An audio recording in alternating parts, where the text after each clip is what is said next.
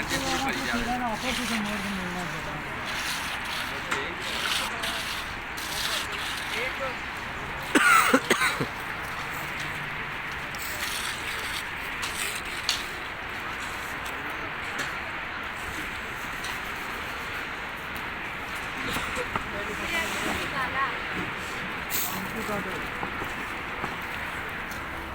बनना वो काट दे देगा तेरे सारे काम जाओ तो धोया